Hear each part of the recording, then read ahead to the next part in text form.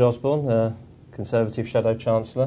Welcome to the Birmingham Post newsroom for an interview during this election campaign. Thank you. And I'd like to start by asking you a big question that's on everyone's minds about a hung Parliament and whether you have any thoughts on potential for coalition with the Liberal Democrats, or is it still something you're not looking at?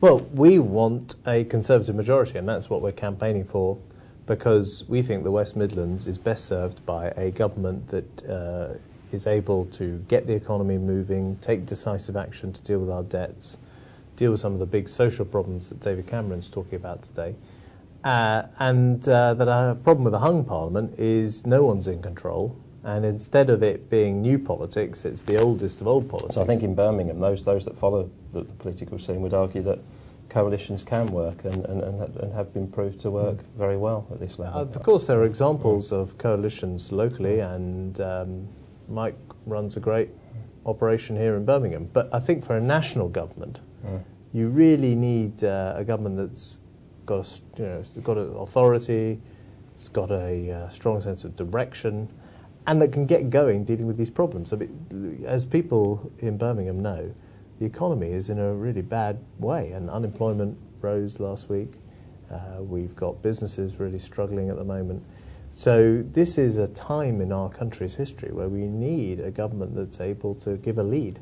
I mean, Birmingham's had a pretty rough ride in the last sort of decade or so, or going back a couple of decades with its manufacturing base declining. A lot of car industry workers and heavy industry workers thought that they were voting Labour to defend their jobs, and they feel very let down by Labour because when Rover closed, LDV and other businesses laid off engineers and skilled manufacturers.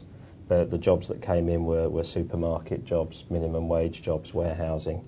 Can you offer any comfort to them that you might be able to do better for them?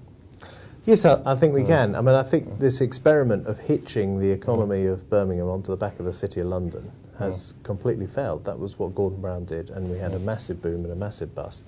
And all the while, manufacturing declined. And I think we can do more to create a more balanced economy in Britain, where other sectors like cars, like aerospace, like pharmaceuticals, like the many small businesses in Birmingham and the West Midlands that some of whom I'm going to be visiting later today, that they grow as well. We need a more balanced economy, so we're not wholly dependent on the success of a few investment banks down in London. Yes, financial services is important. It's important in Birmingham too, and there are people employed across Birmingham and the West Midlands in financial services. But it can't be our only industry, and we've got to make sure the banks aren't the people who are, that they are serving the economy, not enslaving the economy. So I want a more balanced economy. I want to support manufacturing, and I think the way you do that is you create a more competitive tax regime for businesses so that they can compete against their German counterparts and their French counterparts and the like. You deal with some of the pointless red tape that makes life a real nightmare for small businesses in particular. I was at a small business just a week or two ago in Birmingham, really struggling under some new bureaucratic red tape, that the only effect of which was likely to put people out of work. Well, what's the point in that?